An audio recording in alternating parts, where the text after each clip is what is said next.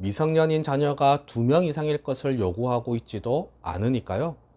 미성년 자녀가 1명이어도 소득이 없다면 가능하다는 겁니다.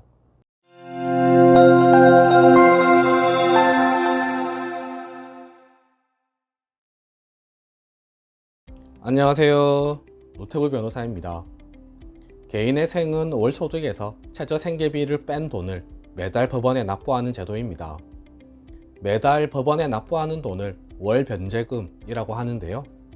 3년에서 5년 동안 월 변제금을 잘 납부하시면 그래도 아직 남은 채무는 면책을 받을 수 있다는 것이 개인의 생의 기본 원리입니다.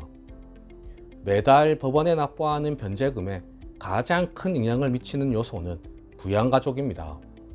부양가족을 1명 인정받으면 2인 가구가 되고 1인 가구에 비해서 최저 생계비가 92만원가량 늘어납니다. 최저 생계비가 92만원 늘어나면 월 변제금이 92만원 줄어드는 겁니다. 그런데 이렇게 변제금이 크게 줄어들면 변제율이 확 낮아집니다. 그러면 채권자들이 받는 돈이 확 줄어드는 거죠. 따라서 채무자와 채권자의 이익을 동시에 고려해야 하는 법원에서는 부양가족을 엄격하게 인정해 왔습니다. 부양가족을 너무 쉽게 인정해버리면 결과적으로 채권자들에게 큰 피해가 돌아간다는 인식이 있었던 겁니다. 이러한 인식이 반영되어서 지금까지는 배우자의 경우 거의 부양가족으로 인정되지 않았습니다. 배우자는 경제활동을 하지 않더라도 성인이기 때문에 할 수 있거나 또는 해야 한다라고 전제해버렸던 겁니다. 따라서 배우자를 부양가족으로 인정받기 위해서는 아주 특별한 사정, 즉 큰 병에 걸렸다거나 정신적인 문제 등으로 경제활동이 불가능하다는 점을 소명해야 했습니다. 아주 특수한 경우에만 배우자가 부양가족으로 인정되었던 겁니다. 서울외생법원도 동일했습니다. 그런데 2025년부터 이 기준을 변경했습니다. 서울외생법원에서 가장 먼저 변경했고요. 부산외생법원도 동일한 기준을 적용하겠다고 발표했습니다. 그런데 다른 법원의 경우는 아직 확인되지 않고 있습니다. 변경된 내용 소개해 드리겠습니다. 생계비 검토위원회라는 회의가 있는데요. 이 회의에서 결정한 내용입니다. 보시면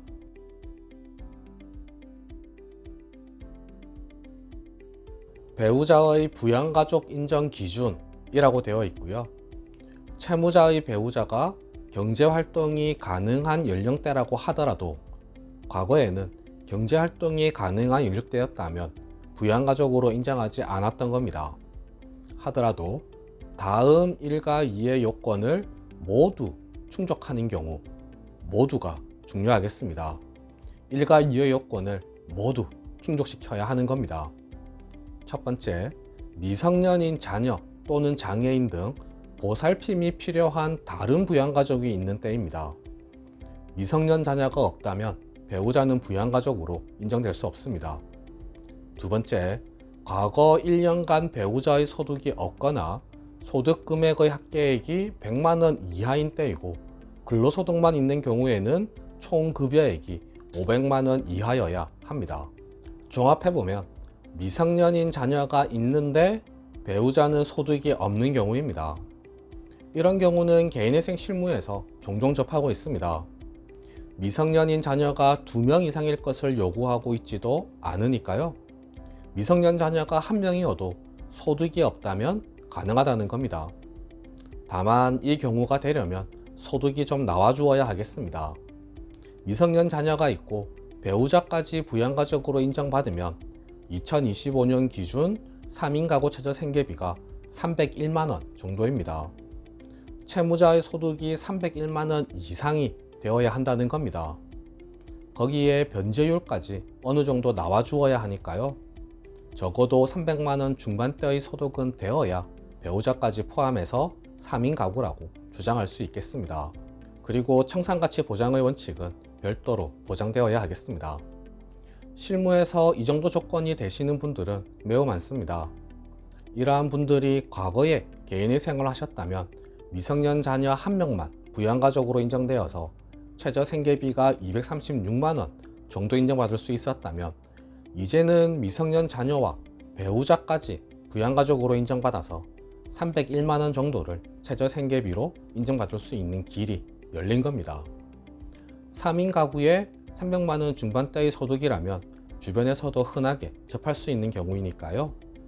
여러분들께서 혜택을 받으실 수 있지 않을까 합니다. 다만 이 제도는 현재 서울의 생법원과 부산의 생법원에서만 시행하고 있는 것으로 확인되고요. 나머지 법원들의 적용 여부는 아직 확인이 안 되고 있다는 점 유의하셔야 하겠습니다. 네, 오늘 준비한 내용은 모두 말씀드렸습니다. 궁금하신 점이 있으시면 댓글에 남겨주시거나 전화주세요. 최대한 친절하게 상담해 드리겠습니다. 이상 노태우 변호사였습니다. 감사합니다.